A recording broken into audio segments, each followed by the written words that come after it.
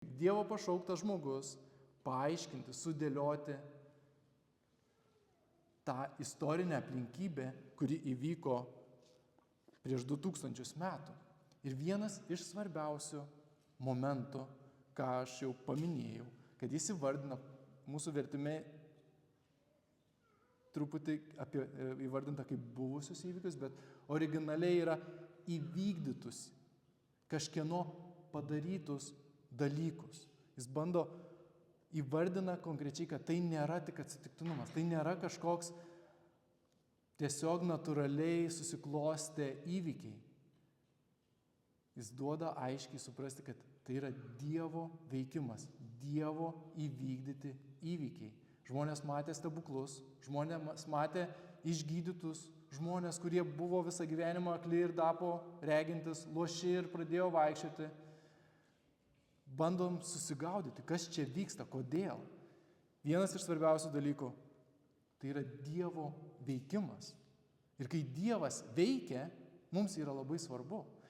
Šiandieną susigaudyti tarp įvykius mums labai irgi aktualu ir svarbu, nes kad žinotume, kas šiandien vyksta, kaip mums čia gyventi. Bet kiek iš tiesų yra svarbu susivokti tuos įvykius prieš 2000 metų. Kodėl tai iš vis svarbu mums šiandieną? Tai yra labai svarbu. Nes kažką Dievas tokio stipraus, galingo, svarbaus padarė, kad mes šiandien net laiką skaičiuojam prieš Kristų, po Kristų. Visas vakarų pasaulis skaičiuoja tarsi tai buvo visos istorijos centras. Čia tų įvykių svarbos neįmanoma nureikšminti. Ir Lukas imasi šios misijos. Paaiškinti, sudėlioti, kas ten įvyko, kad mes suprastume. Antra eilutė mums duoda pagrindą, kaip jisai jau to imsis. Taip kaip nuo pradžios mačiusiai ir būdami žodžio tarnai perdavė mums, taip ir aš, taip ir man atrodė. Lukas sako, kad tokiu pat būdu, kaip apaštalai ir tie, kurie matė, patyrė, jisai greičiausiai kalbino ir Jėzaus motiną Mariją ir kitus, kurie tiesiogiai matė Jėzų, vaikščiojo su juo.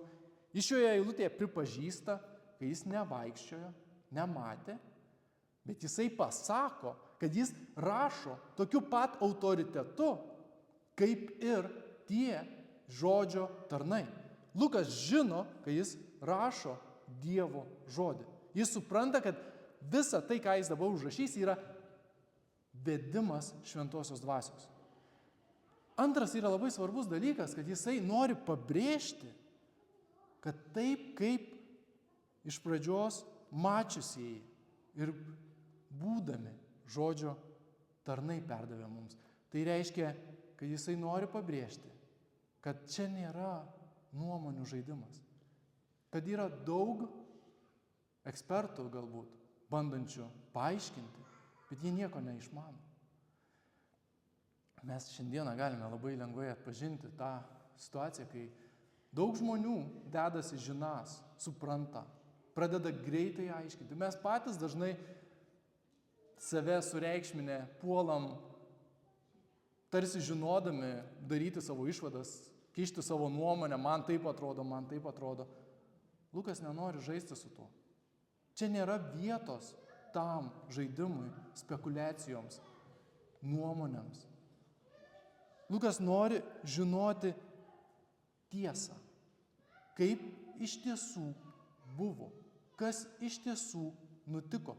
Ir ne tik kas nutiko, bet ką tai reiškia, kokia to viso prasmė, kodėl Dievas įvykdė tuos įvykius.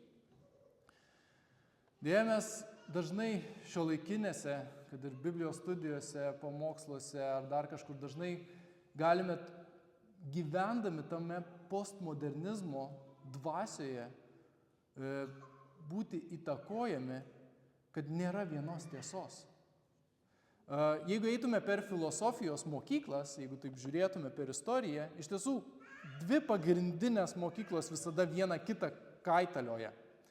Arba yra idealizmas, kad viskas yra subjektyvu, idėja svarbiausia, arba yra materializmas, viskas, ką galiu apčiuopti, ką galiu pamatuoti, ištirti. Ir tos dvi filosofinės kryptis iš tiesų per visą istoriją, jos, aišku, kitaip ten prasiplečia, daugiau ten niuansų yra, bet pagrinde tos dvi kryptis viena kitą įtakoja. Ir mes šiandieną gyvename iš tiesų postmodernizmo toje filosofinėje minty, kuri labiausiai įtakoja mūsų visų gyvenimus, visas mintis, viską, ką mes šiandien girdim. Dėl to mes girdim šiandien, kad žmonės sako, kas svarbiausia tai, kas yra tavo širdį. Dėl to mes matom, kaip žmonės gali sakyti, kad vyrai gali būti moterimis, moteris gali būti vyrais, kad tu gali pasirinkti, ko tu nori būti, nes tai, kas yra subjektyvu, iš tiesų yra tiesa. Tai, kas yra viduje, yra tarsi pats svarbiausias dalykas. Antiek, kad tas, kas išoriškai objektyvu, tampa visiškai nebesvarbu. Ir aišku, nueinam į kraštutinumą ir greičiausiai sekanti filosofinė idėja bus perdėta reakcija į šiandieninę mintį.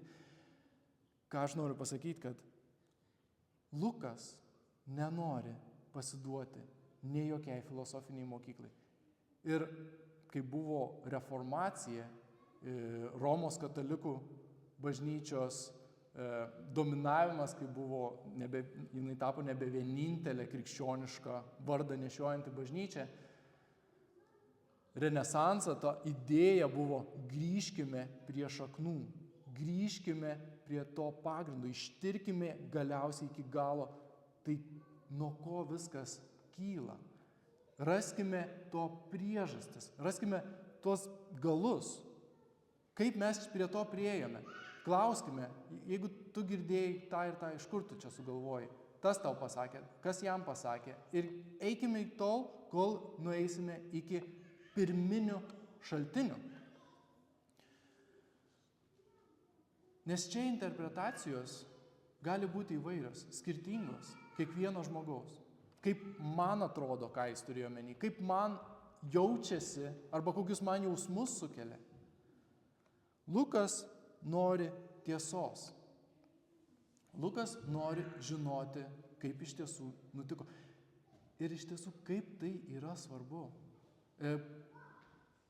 Jeigu pamokslininkas atėjęs pas jūs pamokslauja Dievo žodį ir jisai turi savo agendą, savo mintis, savo idėjas, pasiremdamas Dievo žodžiu, galbūt ten daug ką gero pasakys, daug ką moralilaus, gražaus, entuziastingai papasakos, kas bus galbūt gyvenimiškai praktiška ir nuostabu. Bet ar tai bus Dievo žodis? Ar tai bus iš tiesų, ką Dievas pasakė? Lukas nenori, kad mes skaitytume tarp eilučių. Lukas nenori, kad mes žiūrėtume į Dievo žodį ir galvotume, kažkokia ten yra gilesnių prasmių.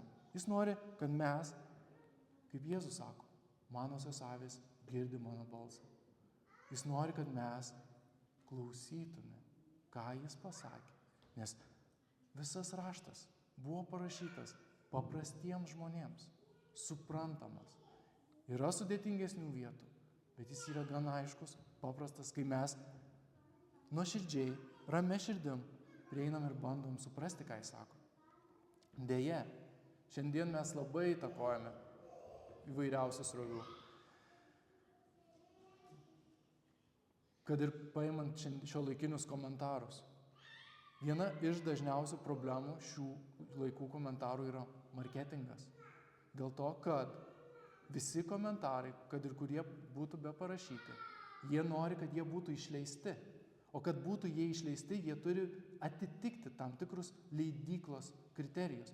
O kad atitiktų, tai jie turi nušvelninti tam tikrus žodžius, tam tikras pozicijas. Kad tą komentarą pirktų ne tik kalvinistai reformatai, bet ir liuteronai, katalikai, baptistai, presbiterijonai ir visokios kitos konfesijos. Kaip vienas iš pavyzdžių nušvelninimo būtų, kad belgiškame išpažinime yra parašyta, kad vyrai, tik vyrai gali tarnauti Dievo žodžio tarnais. Jau šiuolaikiškesnėme vertime nebėra vyrai, o yra asmenys.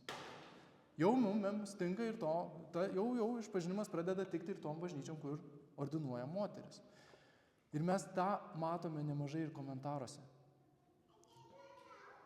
Kokia yra svarbi tiesa? Kaip mums svarbu iš tiesų, kad mes nesimėtytume?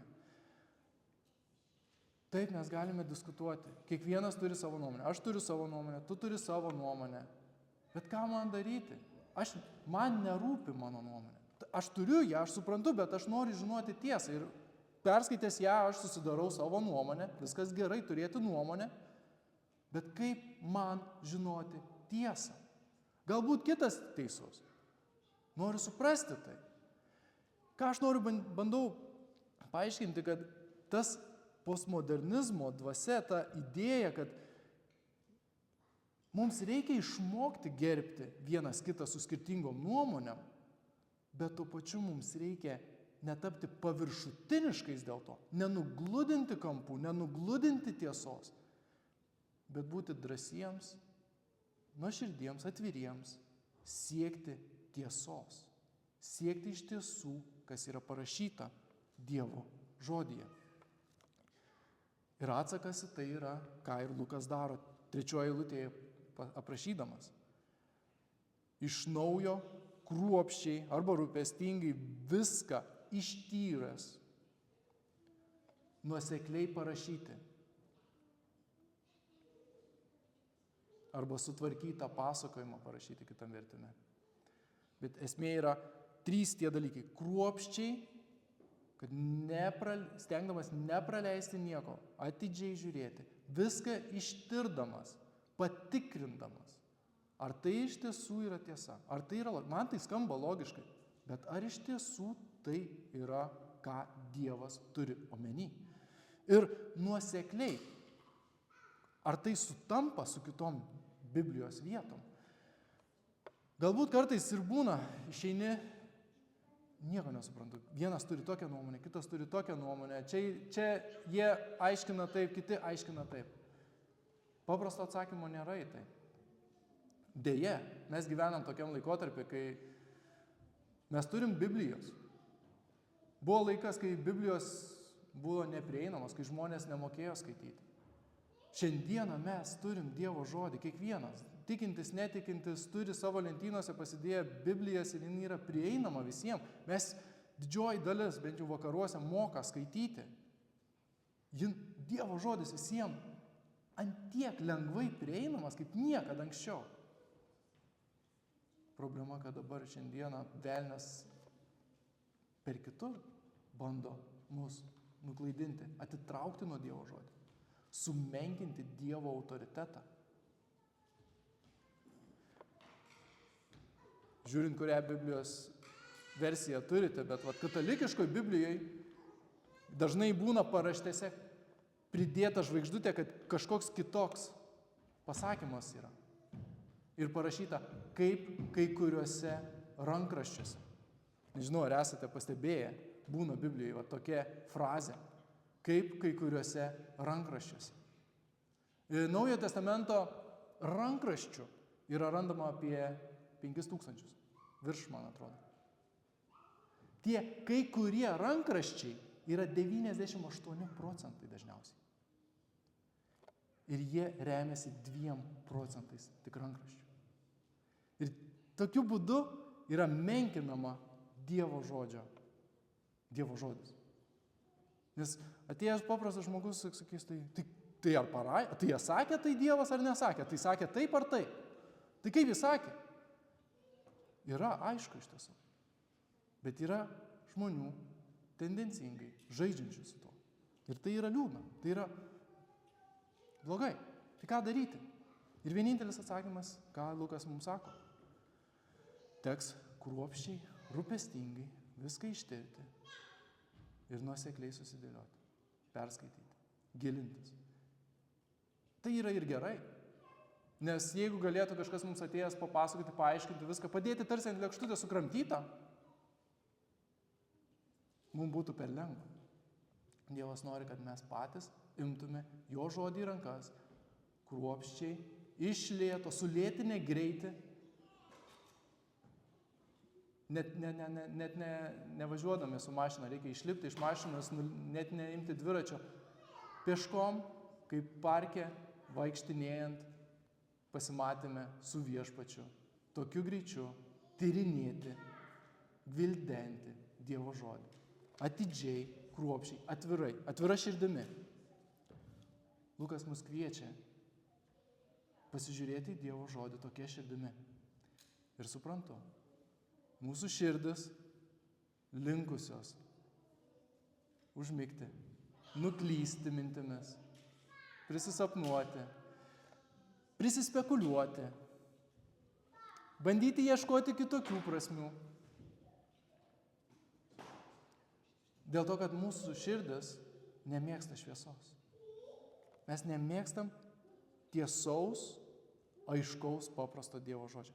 Iš prigimties mes vengiam. Ar tikrai Dievas tą turėjo omeny? Ne, turbūt kažką kitką jis turėjo omeny.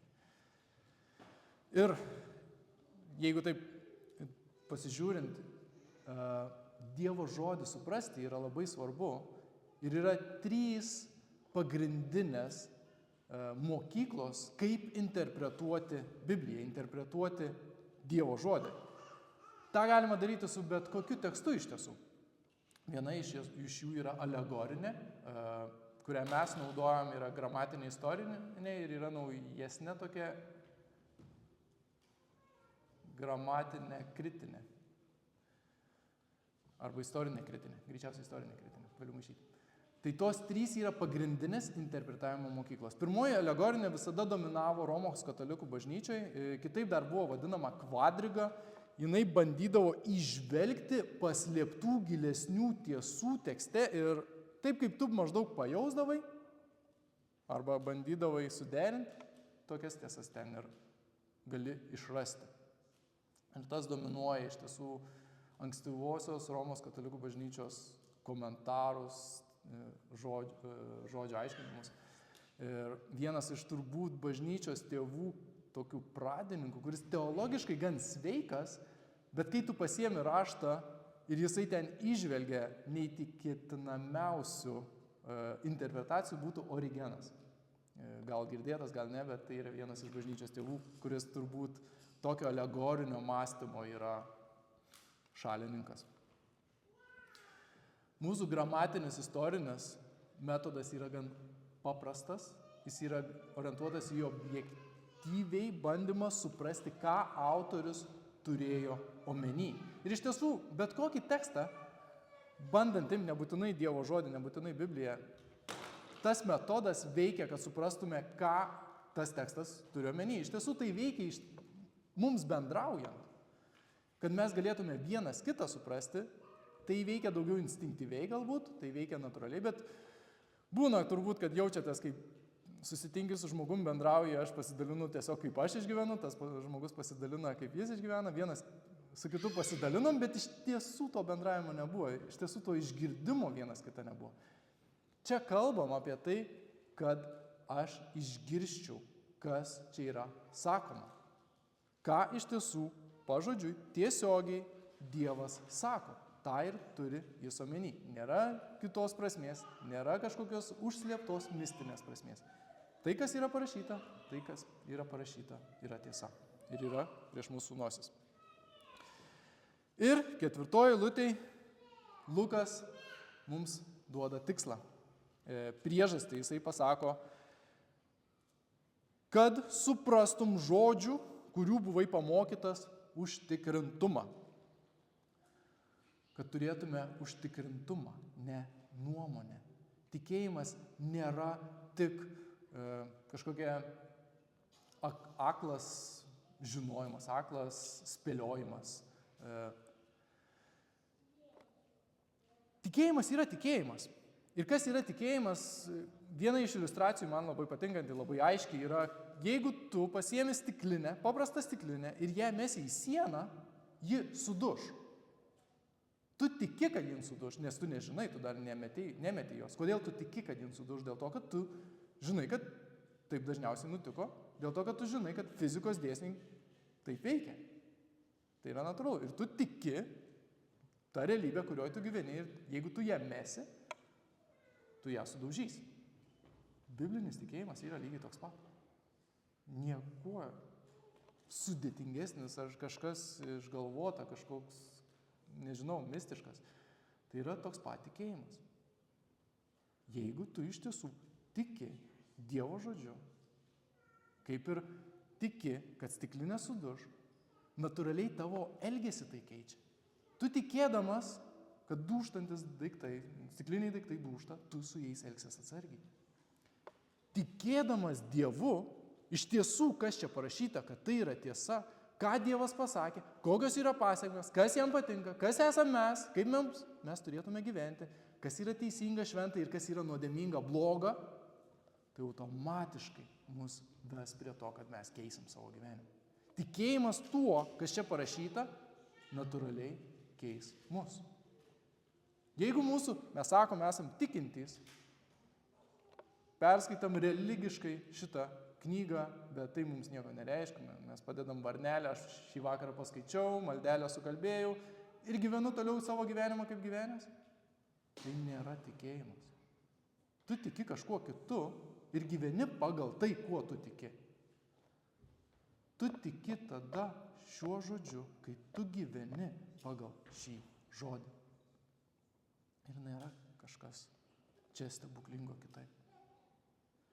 Tikėjimas paprastas, kad net ir visi, kuriuos Jėzus sutiko, nusidėjėliai, mokesčių mokėtojai, prostitutės, yra paprastas ir jie galėjo jį suprasti.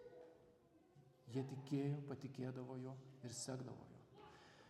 Ir kiek iš tiesų svarbu dabar mums suprasti apie tuos įvykius, kurie vyko prieš 2000 metų. Kaip mums svarbu iš tiesų suprasti, kas yra Jėzus, ką jis padarė. Nes Lukas būtent apie jį rašo, apie jo gyvenimą, kaip jis gimė, atėjo į šį pasaulį ir mirė ant kryžiaus. Daug kas gali sakyti, aš tikiu Jėzumi, jis mirė už mano nuodėmes. Bet daug kas gali turėti visai kitokias prasmes, ką jis turi omeny už to. Kaip pavyzdžiui, Izraelis. Kai Mozė buvo išėjęs ant kalno ir ilgai užtruko, ir Izraelis pradėjo nerimauti ir pasakė Aronui, mums reikia viešpatės, mums reikia kažkokio vedlio. Ir Aronas paprašė visų jų brangių daiktų, auksiukų ir panašiai, ir išliejo auksinį veršį. Ir jie jį garbino. Ir kai jie jį garbino, jų teologija, jų mokymas buvo visiškai teisingas. Jie garbino Dievą, kuris išvedė juos iš Egipto žemės. Jeigu tu jų paklausi, jie sakys, kad mes suprantam, kad čia ne Dievas. Jis simbolizuoja Dievą. Tie išvedžiojimai. Mes dažnai galim šiandien girdėti. Aš suprantu, bet ar tai tikrai yra taip blogai? Mes matom, kad Dievui tai nepatiko. Ir Dievą tai užrūstino. Mes turim išgirsti. Ne pagal tai, kas man atrodo yra blogai ir gerai, bet kas Dievui atrodo blogai ir gerai. Ir pagal tai turime gyventi. Ir ypatingai mums svarbu suprasti, kas yra Jėzus. Ne taip, kaip man jis atrodo, koks jis yra, bet toks, koks jis iš tiesų yra. Nes daugelis tuo metu matė Jėzų, galėjo jį paliesti, galėjo jį išgirsti, bet nepažino jo, nesuprato, kas jo yra. Daugelis pas jį puolė, ėjo dėl stebuklų, dėl to, kad jis galėjo duonos padauginti, dėl to, kad jis galėjo išgydyti, bet jie nepažino kaip gelbėtoją, jie jo nepažino, kas jis iš tiesų yra. Dėl to mums ypatingai svarbu įsiklausyti į Dievo žodį. Ir Lukas mus šiandien kviečia išgirsti, kas yra Evangelija ir turėti užtikrintumą. Ne tiesiog tikėti paviršutiniškai, kas yra Evangelija, bet žinoti ją, žinoti, pažinti, priimti ir būti užtikrintais, kad galėtume gyventi turėdami ramybę, kad galėtume mėgautis Dievu, kad galėtume džiaugtis juo, kad galėtume iš tiesų turėti tą pilnatvę ir džiaugsmą ir ramybę, kad mes esame susitaikę su Dievu ir galime iš tiesų gyventi šį gyvenimą Dievo šloviai, kad galime iš tiesų gyventi taip, kaip Dievas nori, prasmingai, teisingai, šventai, tyrai, kad iš tiesų galime mes būti su Dievu taikoje. Argi tai nėra to, ko mes trokštame iš tiesų, ko kiekvienas turėtų trokštis? Žinoti Evangeliją ir būti ją užtikrinti. Amen.